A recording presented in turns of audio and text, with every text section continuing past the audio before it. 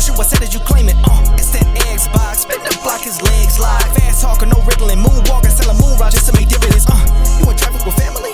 That much make it a portrait. Gun kick back, knock grannies from porches. David on the scene, you know that it's scorching. What's the man with king? No response to the saying, advancing the line, advancing the payment. You front the game and shoot, what said that you claim? You already know the time, told my boys to hold the line. We gon' shoot it out in seconds, leave you posted like a vine. Bow your head down to the king, leave your roses at the shrine. We stay ready for the war, just need the king to drop the sign. Say what you running from, what you running from? I'm with my team, we bleed green, that's what you wanted, huh? Say what you running from, what you running from? I'm with my team, we bleed green, that's what you wanted, huh? This what you wanted. This what you wanted, huh?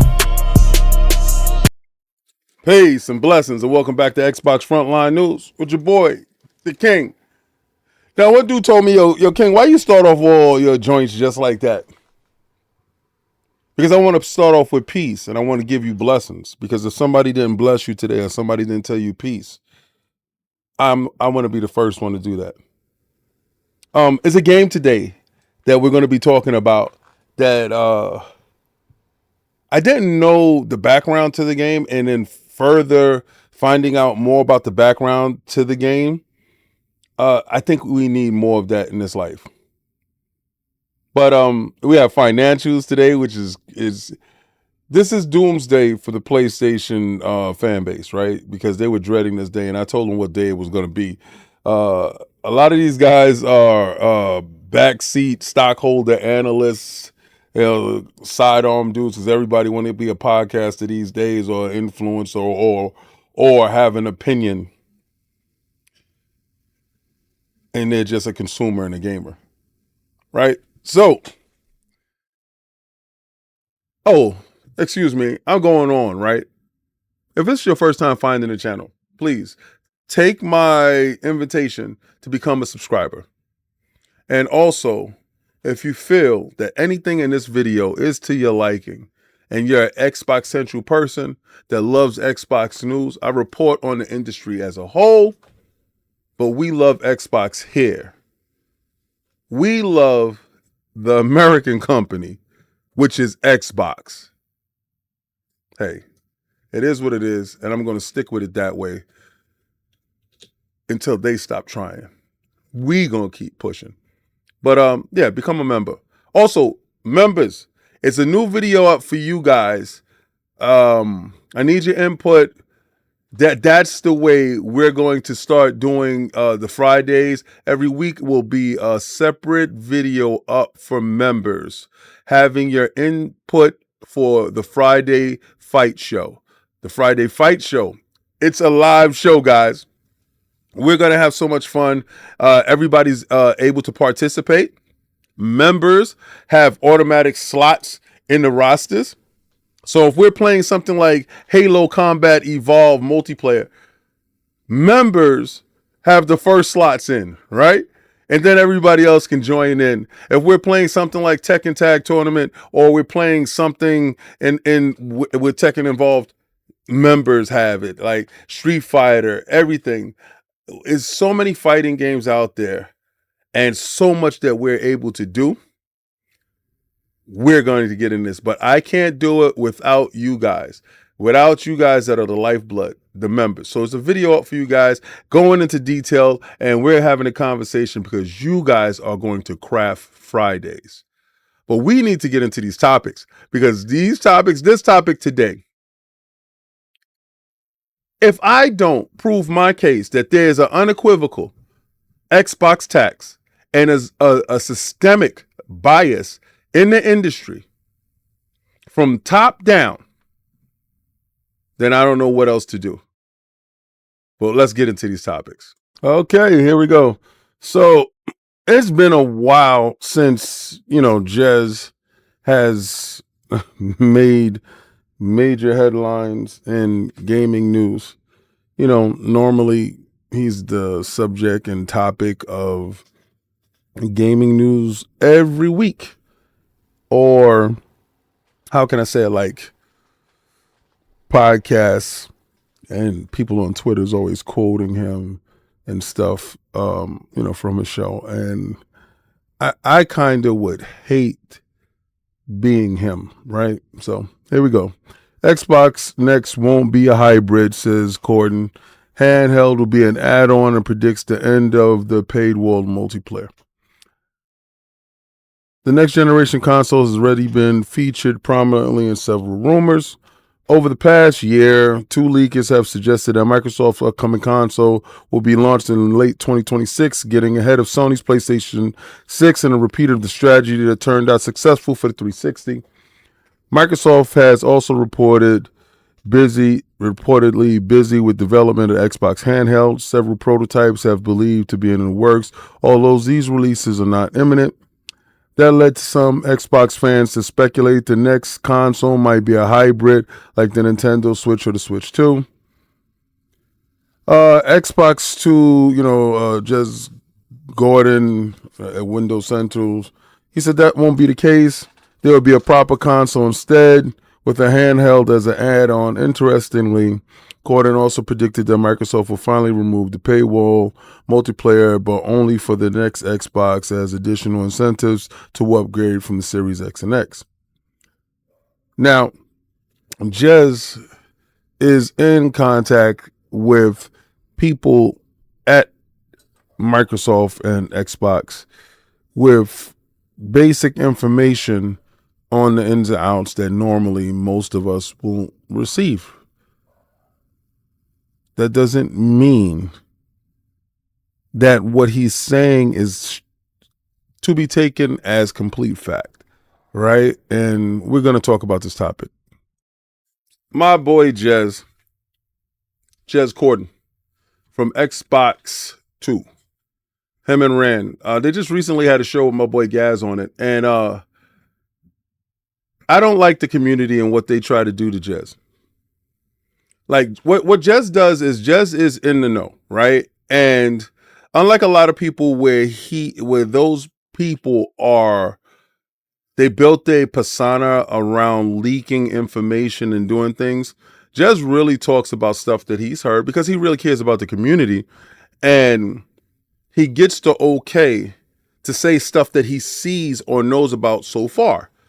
And he came out and said that the Xbox will have dedicated hardware and they will have a dedicated handheld, right? So that's in stark contrast to the rumors and the stuff that either I know or somebody else might know or somebody else might talk about. And not to say that whatever he's saying is wrong and not to say whatever I'm saying is right. It is to say that there is so much speculation until something is concrete. And when you're looking at $1 trillion company and the way that they operate and the way that they view the landscape in gaming, when you're going into research and development, before you make a decision to greenlight one thing or another, if you ever seen in the past, when you've seen hardware iterations, you've seen multi things. Like, let me give you for instance, before the PlayStation 4 was released, they were going to release with 4 gigs of memory. At that point, they knew that the Xbox was going to release with a larger pool of memory. At the last minute, they doubled it. It's these moves and these decisions that form the reality because it comes down to the last moment and how things are going to be. So a lot of times, you guys don't understand how he talks because you're not from where he lives, right? So the way that I talk, like, when I yell out pause and stuff like that, some people get offended with that, right? But I'm from New York and that's part of my vernacular. The same thing with the aggressive style I may not be, it may be off-putting for most, right? Opposed to the humbleness that which Jez come across, right? So it's different. I was about to say different strokes for different folks, and then I would have had to yell out pause, bro. Jez is doing the Xbox community a great service because he's close enough to have a conversation, yet far enough to still be part of the people. And that's a unique balance that he has. And I think that should be championed more than the vitriol that I see individuals have when he states something that could be his opinion or something that he knows about so far, let the guy cook. But I'm not saying that nobody is above criticism. Whenever you're in a public space, criticism comes with it, right?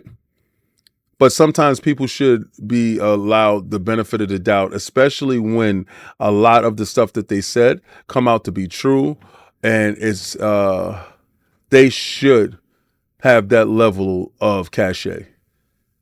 He has it with me, and if I have any cachet with you, hopefully you can parlay that over to him, and ease up and give him a break on some of his takes and his looks at the industry.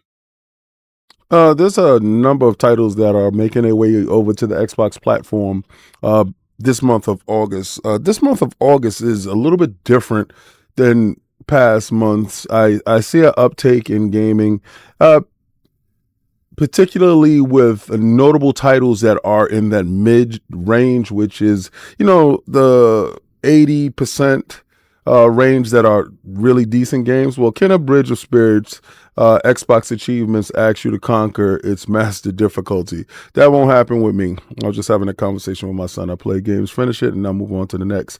But Kenna Bridge of Spirits is coming to Xbox August 15th. And that's good to know because I was always interested in this game. So Kenna Bridge of Spirits. Now, that's one of those games that I said I was going to get when it came out because I thought it was coming out on both PlayStation and Xbox, and found out that it was coming out on PlayStation only. And at that time, it was so many different games that I was playing. Now, what I do is I play my PlayStation for exclusive first-party content.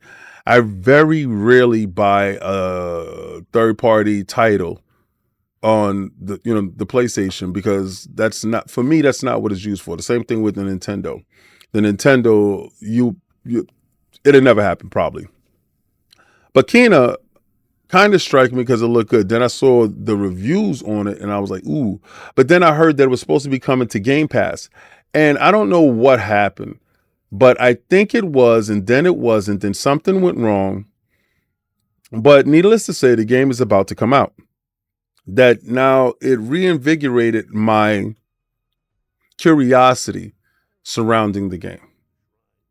Now the game is going to come out, the game is going to launch, and it's going to have whatever scores it's going to have. Will I partake? Maybe, maybe not. This month is stacked in Game Pass. I still have a backlog. I still have stuff that I am playing and do want to play and do need to finish. So, does this turn into one of those games that should have been in Game Pass to give me that opportunity to play it?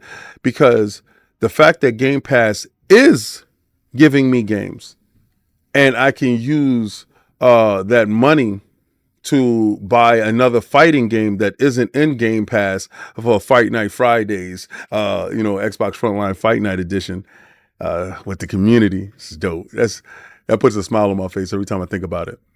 I don't know. I think they kind of missed the train on it, and maybe it was too far out that they didn't want to accept what Microsoft was giving them. But hopefully, it does double back and then find its way to Game Pass.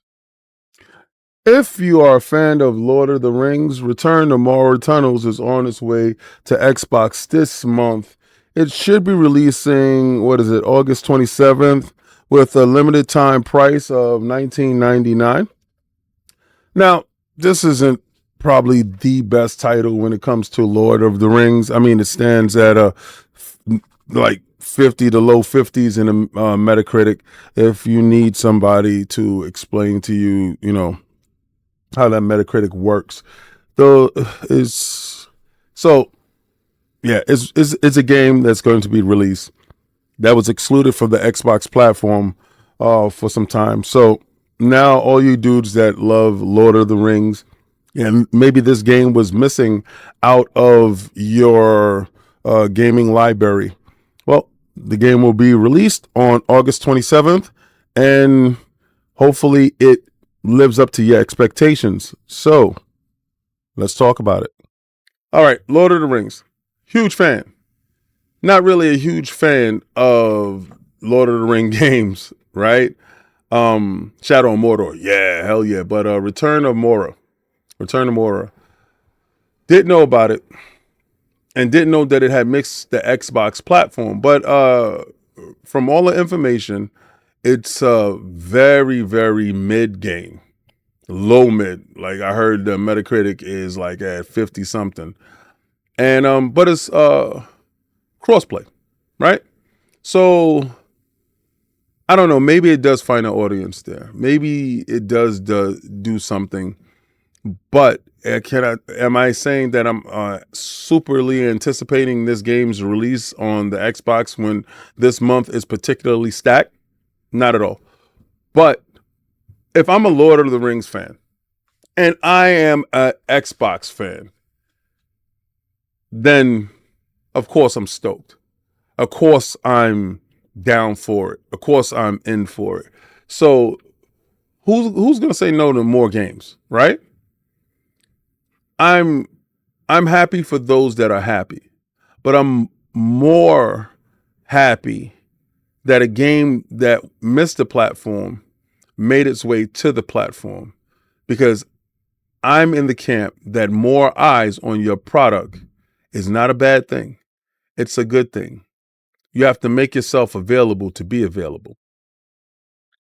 Xbox Game Pass adds creature-saving action-adventure game Creatures of Avia today.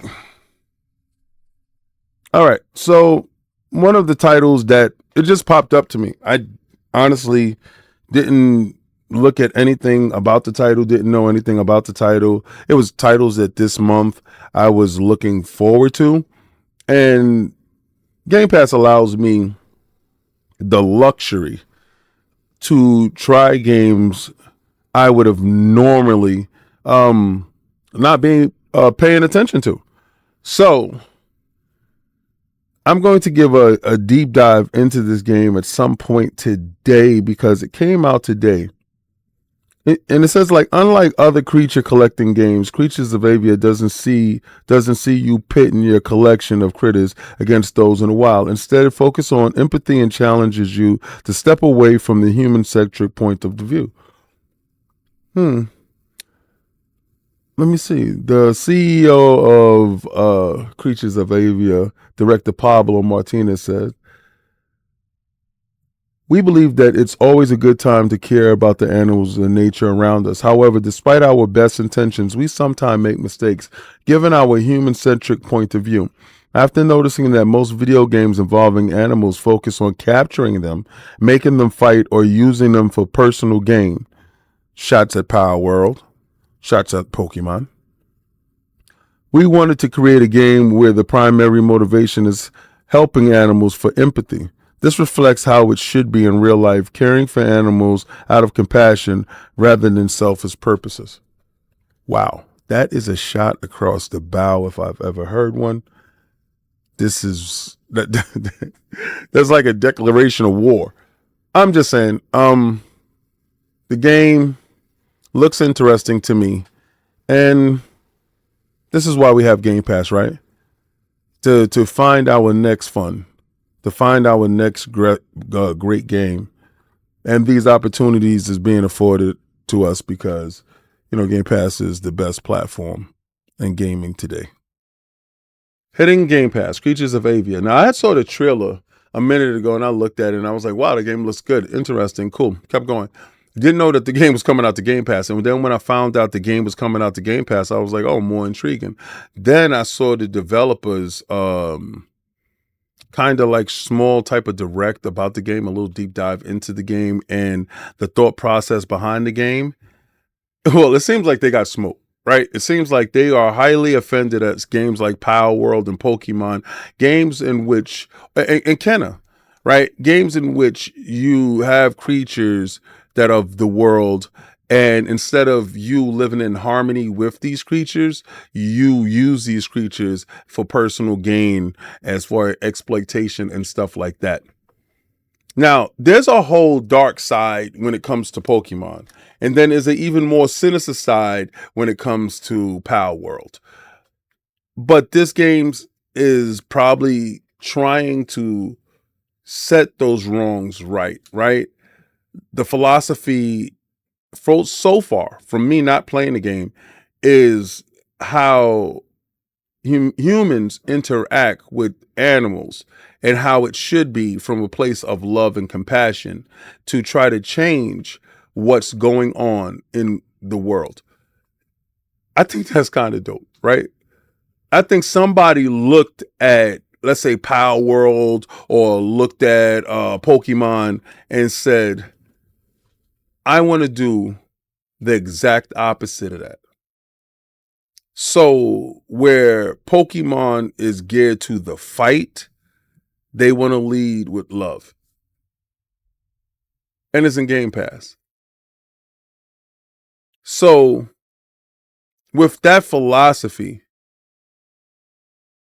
why can't you give it a try, right? I mean, all we need is love, right? Isn't that the Beatles? I'm just saying, it's a different, refreshing look on creatures that you go and gather, opposed to collect them, make them fight. It's a different take. And I applaud them for being different. But the most I applaud them for is to making it available in Game Pass. So people like me that saw it and it piqued my curiosity, but it didn't move my wallet, allows me to quench that curiosity without breaking the wallet. You have to be available in places to be available. The wildest thing about this industry is that you will always hear how Xbox Game Pass is unsustainable. Xbox is failing here. Xbox is it will always skew to a negative connotation when it comes to speaking about our U.S. born and bred console manufacturer and software provider and platform holding Game Pass. It's strange, but at the same time, Xbox will continue to push with that pride that we have. Xbox Game Pass just announced another exciting day one release. And Descenders, I'm thinking that I thought the game was supposed to come out this year, but apparently it's day one for next year. And it's coming to Game Pass. Listen, I'm not into a lot of traversal games and stuff like that, extreme games. I used to be in like SSX Tricky from EA. Those games are downhill. It was like a downhill bike game I would play. But this is probably skewed to get more eyes seen on a game that the genre itself is kind of lacking. And if you have trepidation in an IP having a splash or making any form of waves in a space, it would behoove you not to put it on the leading service platform that can get the most eyes on your game and interaction, so you can use those metrics in determining if you're going to make a sequel. I think it's a stroke of genius what Game Pass allows developers. It's a basic freedom and expression, and use that same metrics to detail how you're going to make your next move. I think it gives companies a better outlook on projections. It's like a cheat sheet, if you would. So, like I say with every Game Pass drop, I'm going to give it a try. A day one release for a game that I thought we were playing already, right? So, Descenders. Now, I was like, I'm confused. I thought the game came out. Well, this is the new one, and it's coming out next year. But the metrics behind the game is fun. They have given out a boat ton of free stuff to people about the original game. And If anybody remembers SSS Tricky, I think it was for the GameCube. I think that's where they launched. It was on the GameCube, and then they had other iterations all over the place. It was from EA, and it's a downward slope game. It was a snowboarding game, and you do tricks and have music and stuff. And I used to play that game all the time, and there was a lot of games that came out that was in that genre of downhill racing, and it had a niche for a period. Well, Descendants has taken over that crown, so to say. And to see them have the foresight to announce a game that's coming out in 2025, to tell you ahead of time that regardless to what, if you're a fan of the franchise and you are inside Game Pass, the platform, Xbox Premier platform, you're taken care of. I think that's dope.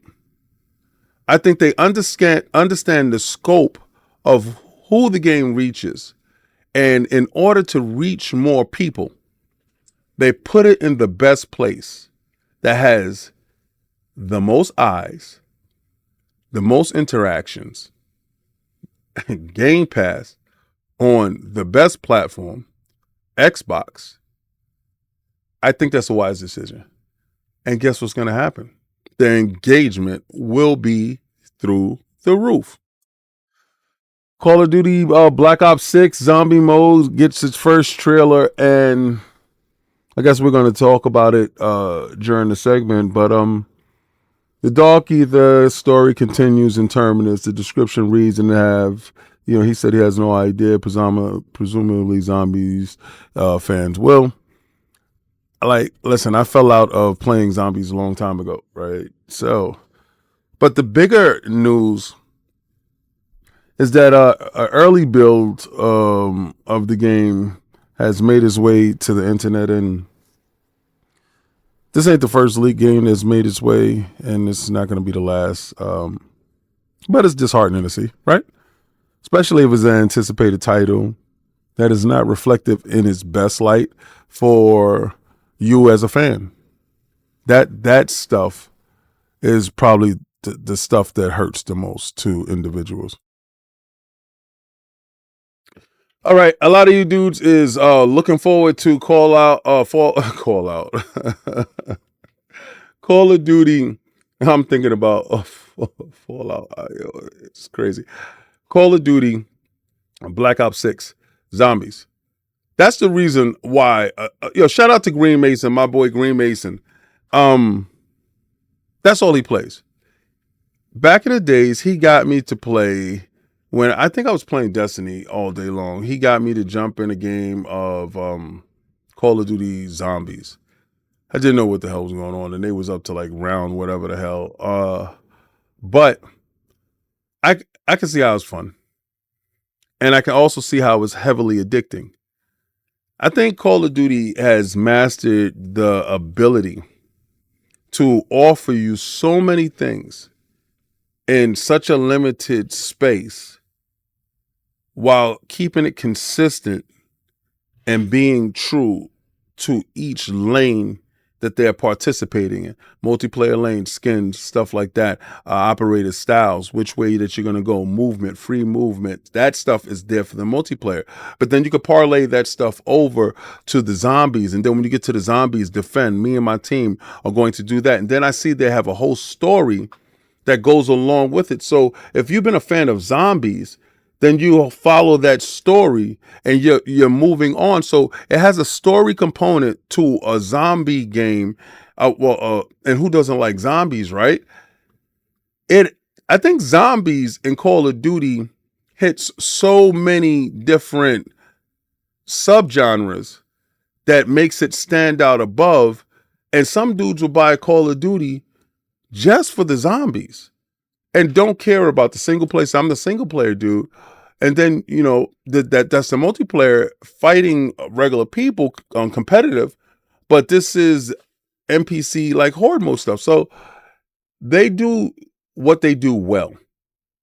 And for you guys that's excited for zombies, fantastic. For a lot of people that were spoiled by a build that hit the internet, I'm sorry, bro. It's happened to a lot of people. It happens to the best of us. But, hopefully it was contained enough, and hopefully you weren't spoiled on something that you was looking forward to.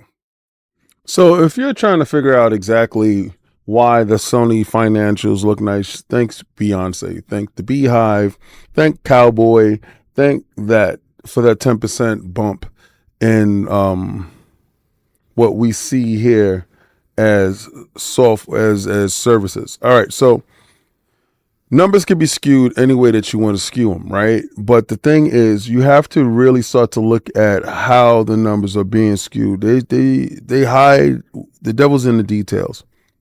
So let me give you how to understand certain things in what they're saying, right? Now, gaming, for which Sony is well known for, the piece is written to lead you into a way. Thanks to its popular, see, there's a lot of words that you can remove. Like, let's say, thanks to PlayStation consoles, banked revenues of 864.9 billion yen in a quarter is up 12% from last year, which was 771.9 billion yen, right? Now, they add this together with Sony's music and imagining sensor division saw revenue jumps of 23% and 21% respectively. Now this is what carried the weight, right? Now what they do over at Sony is they take the music and how their services is looked at. They bundle that together with the gaming services, so it's all under one umbrella. So it tends to look like the gaming and the services and software is moving, but the real growth, which I told you before, was in the music, right, and the image sensory divisions. Other than that, hardware was down 27%, and that's based off of end over end, year to year projections, right? Like I said, there's always ways to hide details, numbers from investors, and always ways to pretty up your reports. We're going to talk about that heavily, where other people don't know how to read them. Other people don't know how to explain it to you. I'm going to explain it to you because I looked at it and it's pretty much exactly what I expected, because the industry has shown you as such.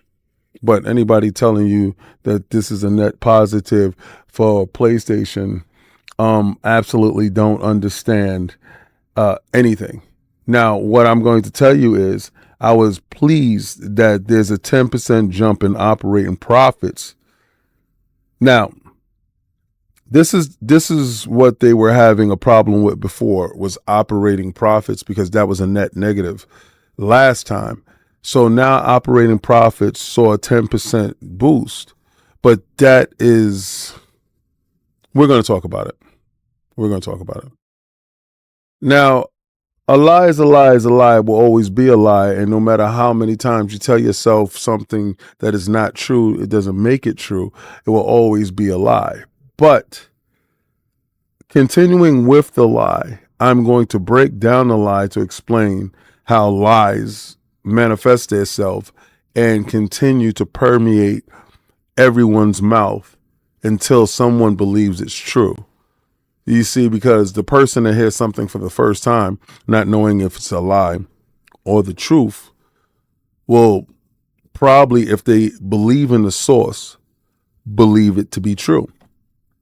And that's the problem where we have integrity, and, we look at IGN, or a lot of casual gamers or gamers in the space look to IGN to bring that to them, so they feel that it's a trusted source.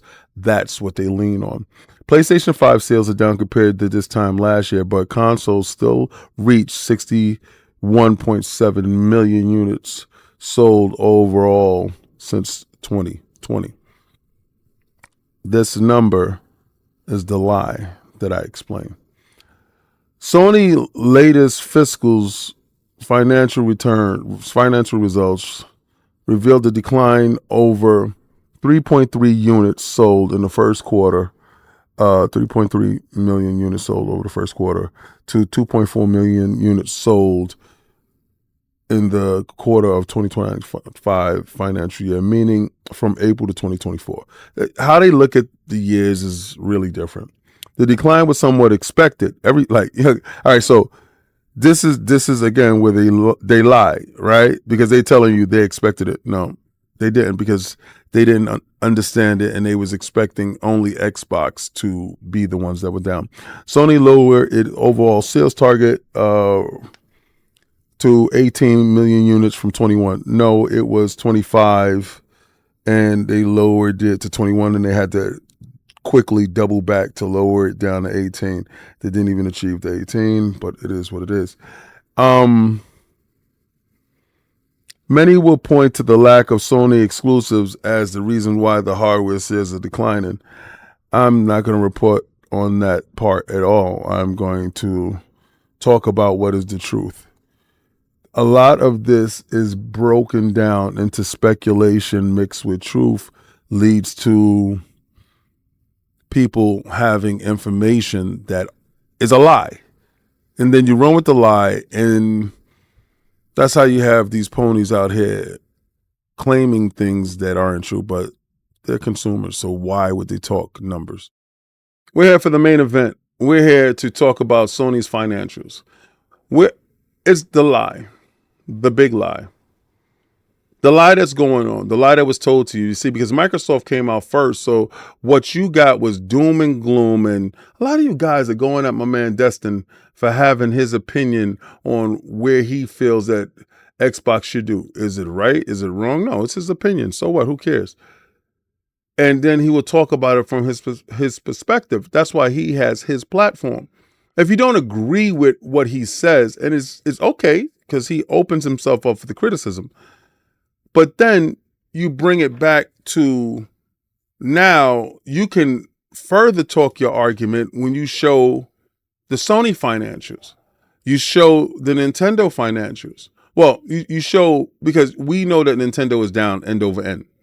The whole industry is in a depressed mode. The difference is between the platforms, and this is where the lie is, and this is where reporting on said lie changes. You look at the 27%, but then you look at the high 41% on Xbox, and you say they're losing the same. Well, one is losing more than the other. They're losing just about the same. Because when you report in percentages, a percentage of 200,000 versus a percentage of 2,000, the 2,000 loss could be higher than the percentage of the 200,000 loss. So when you report in percentage, there's a way to play with numbers that you can turn a narrative to make it fit what somebody that may not be astute in that area, i.e. services.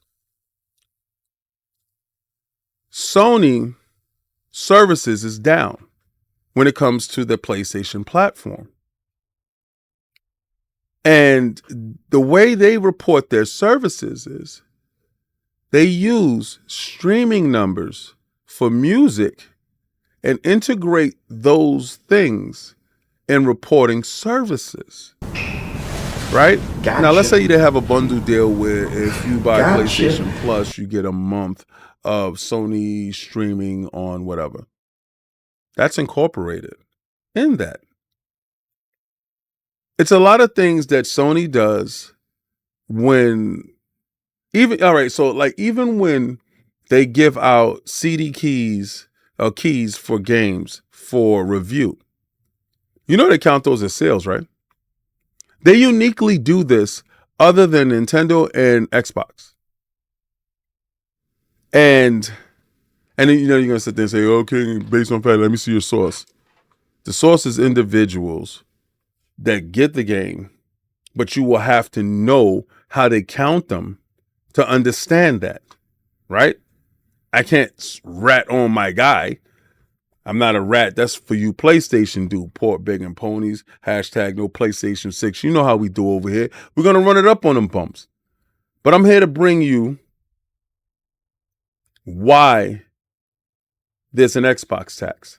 The reporting on the way PlayStation is looked at, they accentuate the good. Now, I'm going to tell you, I did see something that was good.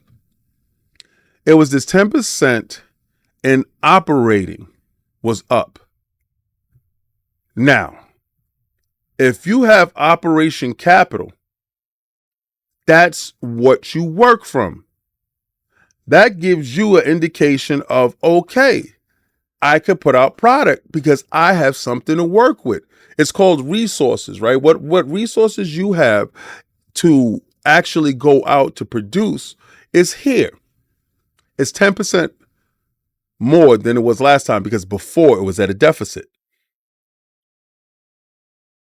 Remember what I just said about reporting and percentage. A 10% uptake from being deficient before may not be as significant as it's perceived. But if someone talks about it glowingly and say, we're 10% up, you're running around like it's better than being down. You don't know where that 10% is. You don't know what that 10% means. This is why,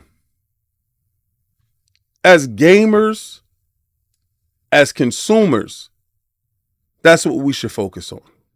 I don't have any problem with the PlayStation gamer that says, I don't care about tomorrow. I'm worrying about today. They have exclusive games. Yeah, I don't care if they third party. King, I'm over here. They got it now. Black Myth Wukong. It doesn't matter that it's coming out for Xbox later. To that PlayStation dude that got it now. That's the mentality of the PlayStation guy. And a lot of the disingenuous thought process in saying that they care about the sales and stuff. Yeah, console warriors do. Do the average consumer care about how many PlayStations sold and what they're doing in the marketplace and what the fiscal said? They don't care about that. They don't care about the financial information. What they care about is what the platform does for them. And for that individual, I say, God bless, have fun. Because if that platform is giving you what you need, then there's no need to look further. But for those console warriors that think this is some type of win, that this is a dub, I'm telling you that it isn't. Because you have some console warriors that purposely lie. This is where we get to the lies. Knowing the truth. You have some console warriors that actually know how to read financials that keep it a buck. Then you have some that don't. Those are the individuals that you should understand. They are in an echo chamber and they need to be heard by themselves. And that's cool. That's what their content is made for. They're talking to the choir. I talk to the choir of Xbox. And I'm telling you Xbox guys, I've seen both financials. I'm going to tell you the best way to shut them slimy pork begging ponies up and those gimpy pony bots. Just tell them, since you want to play financials, you want to play economics, whose stock is worth more? And when they answer, you say, thank you, since you want to play the money game, whose stock is worth more. And that's the end of the fight. I don't want your $1 billion ass talking to my $1 trillion, multi-trillion dollar American company. Sorry. Now it's about to happen. The PlayStation extension piece for the PC is about to hit. Half-Life Alex has just went on sale, and there's no better time for you to say, hey man, I can get a cheap VR. I see people selling that PlayStation 2 VR on Mercury, on Facebook, a marketplace for as low as $100. You can get a piece of tech that some fool like myself spends so much money on for little to nothing. Actually, you can get that PlayStation VR 2, the failed project over there at Sony, the what is it, the passion project that Jim greenlit that probably sunk the company, that they stopped making them. So your only viable place is to get people that's trying to burn through their stock like Best Buy, or customers, disgruntled customers that were lied to, that purchased the hardware, that it never lived up to expectations, and the company ditched it. No, it didn't even make an anniversary of a year. They ditched it before the year is out. I think cell phones have a longer lifespan than how Sony cared about that device. And now they give it to the PC and tell y'all to do what thy wilt. But at the same time, kicking you in your ass out the door by telling you, hey, you got to pay $60 for this piece to play it, where it should just be an app on the PC that you're able to just do it and link to it or whatever. But they still probably is going to have you required to sign into their store in some form or fashion. But yeah, in some backhanded way, Sony is still going to get money from you in a failed project on their part. They're going to recoup their cash at your expense, no matter what. But if you happen to have one, or you want one right now, super cheaply, Mercury, Facebook Marketplace, eBay, go pick them up for $100. But you got to give Sony the money to get this little dongle piece, this transfer box extension thing, for $60. Sony want their bread. They want in. Now, we went through everything. We saw the fiscals. We see the financial reports on everybody.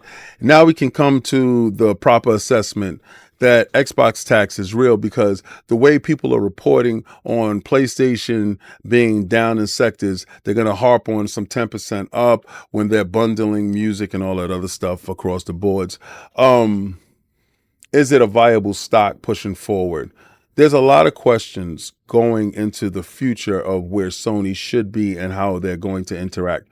I believe that the PlayStation 5 Pro is a liability that will sink the well, it won't sink the company, because I believe they would probably sell to Facebook the Sony portion of it before they allow that to happen.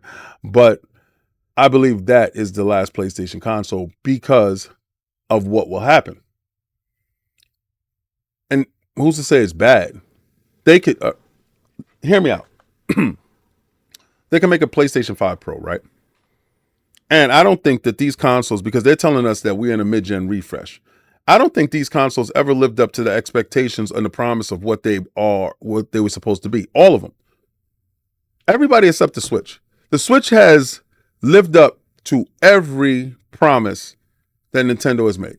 That console did. These two haven't. And there's various degrees of reasoning and why they didn't live up to what I expected them to live up to. I believe that this generation is far more disappointing than the previous generation. I thought the Xbox One, and I think that was the worst Xbox generation, had a little bit more highlights. PlayStation 4 had a little bit more highlights. They're telling us that we're at the point of when the consoles should be ushering in the new breed. I don't believe that. But the problem is, we live in a now environment when every year you have to get the new iPhone, you have to get the new Galaxy, you have to upgrade your phone. And these things are highly, highly anticipated, but not necessary. We just saw it with the ROG Ally upgrade. Not necessary. Little minor things was changed here, iterations on the way through. So the PlayStation 5 Pro, I believe, will be what the PlayStation 5 should have been. And I think that allows Sony just to stay there, to actually get a real generation out of the machine. Because I believe that there will be tech in the machine that allows it to stick around longer. What Microsoft is doing is executing their absolute plan. See, the reason there's two reasons for companies to do the things that they do. Microsoft is coming out with a mobile storefront, i.e., the handheld device or hybrid device or whatever device that comes out that we know is going to have a portable screen. And I'm pretty sure that is going to be the reasoning behind the storefront and the release. The ability with cloud streaming, the auto resolution solution that they have. There's a whole trifecta in the way that Xbox and Microsoft is attacking the gaming space. It's a different agenda than Sony. Sony's agenda is the same. Sell your piece of tech so we can sell you the software. That's it. If they have a piece of tech and they're going to start cutting back on how large the budgets are in software, they won't maximize that tech. Do you see? Because it won't be necessary.